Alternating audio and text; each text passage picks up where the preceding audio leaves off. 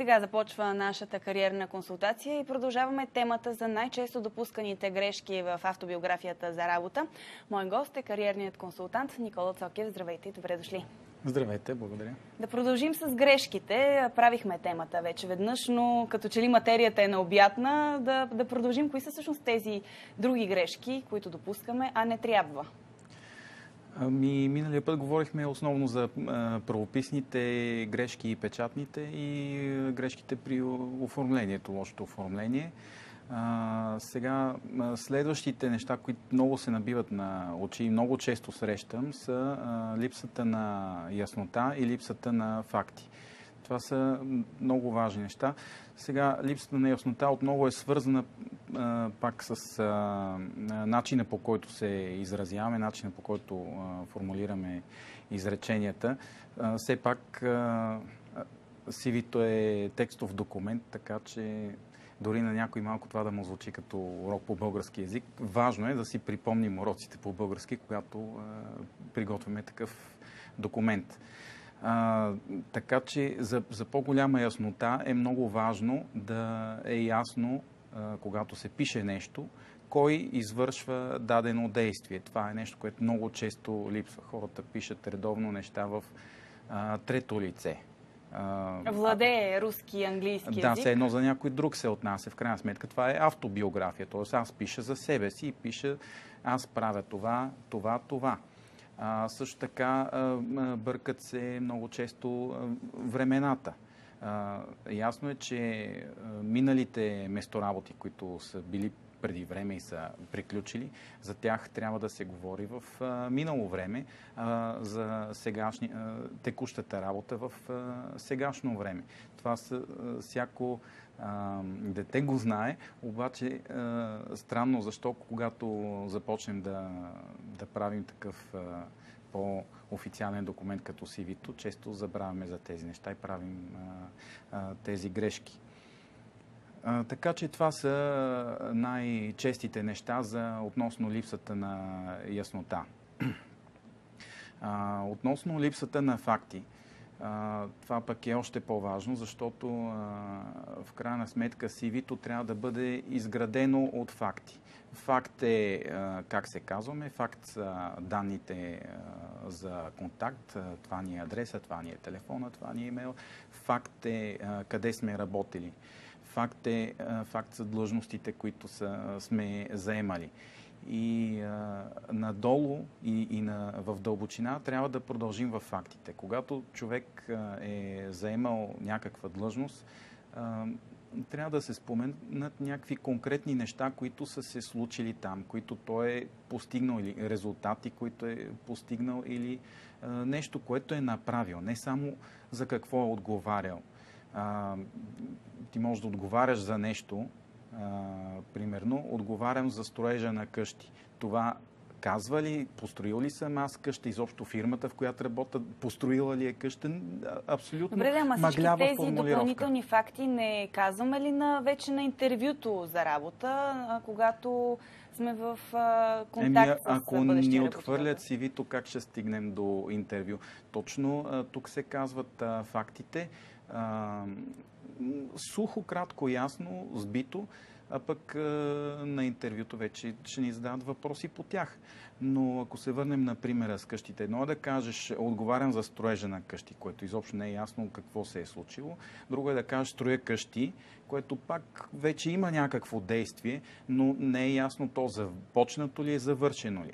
Трето е да кажеш, построил съм 5 къщи. Това вече доста по-ясно говори за някакво постижение и човек може да направи изводи за опита, който има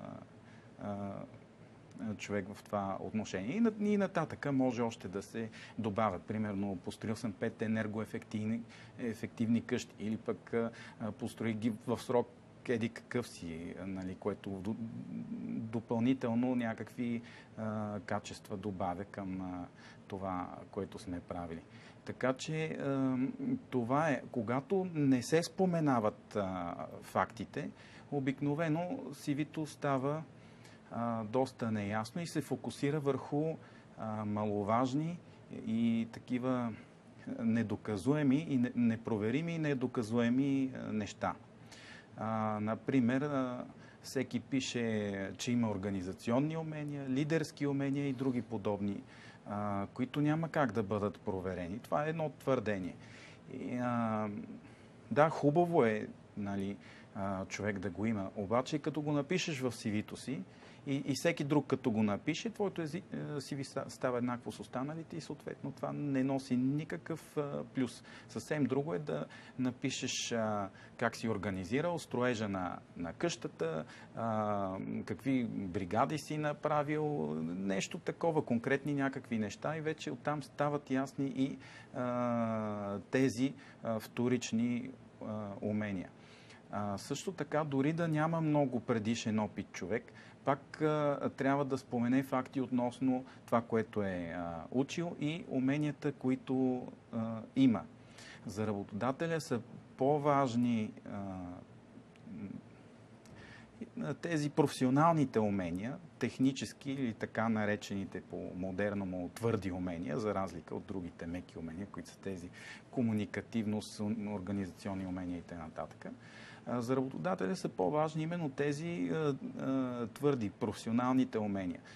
Тоест, за да можеш да строиш къщи, трябва да разбираш от определени неща и да владееш определени инструменти и техники с тях.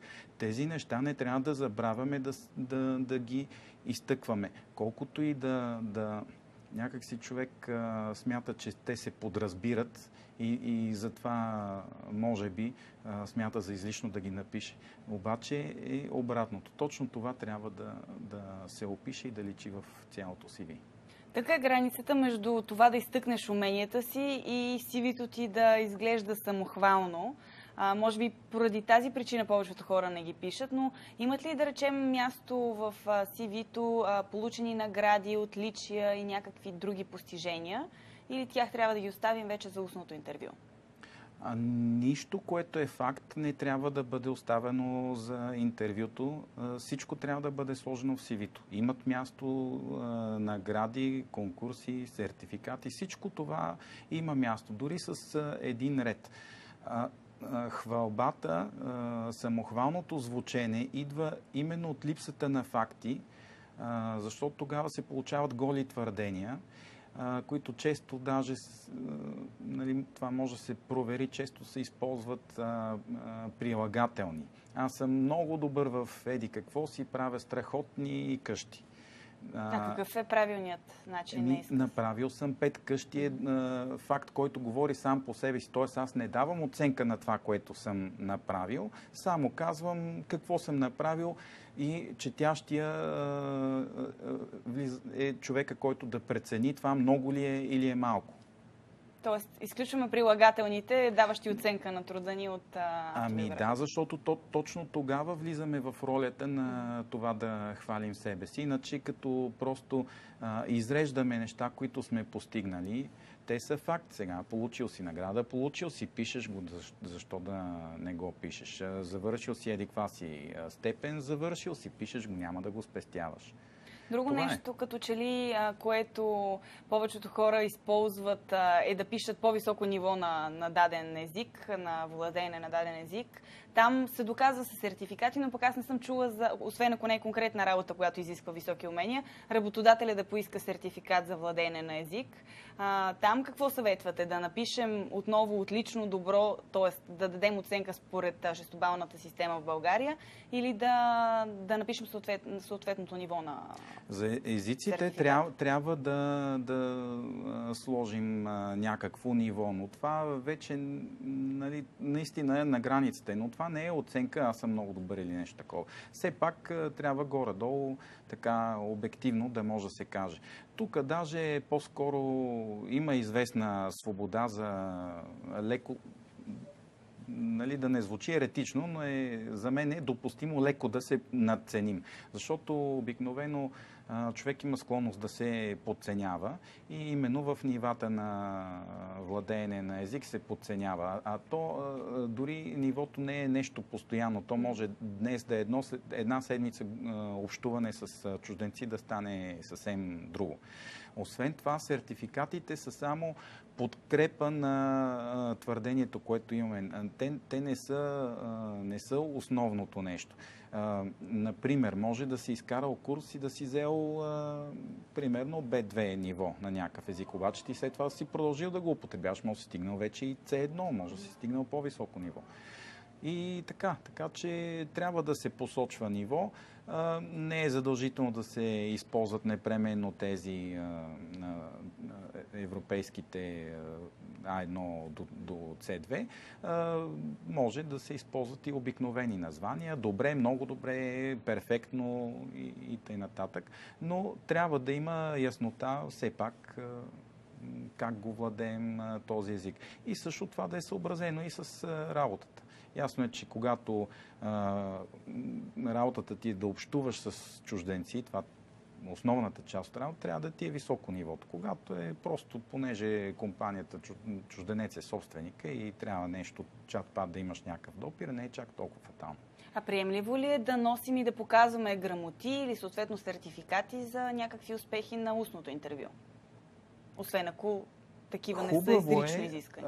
Ами не, значи те, така или иначе ние всичко, което е свързано, би трябвало да сме го описали в CV-то. И примерно пишем, имам сертификат за бизнес английски C1, имам сертификат за или какво си там обучение. Всъщност ние в CV-то пишем, че знаем езика, не че имаме сертификат. Това е важно да се разбере. Това не е изброяване на титли.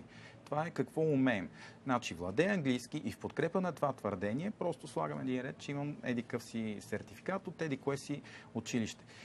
След като е сложено вътре в CV-то, хубаво е да си носим копия от този сертификат на интервюто. Специалистите съветват една папка с всички тия неща да се носи и защото водещия интервюто обикновено кара по самото CV, оттам се подсеща за някакви въпроси и казва, тук пише еди какво си, може ли да го видя? Добре, много ви благодаря за днешната кариерна консултация. Никола Цокев за грешките, които не бива да допускаме в автобиографията си за работа.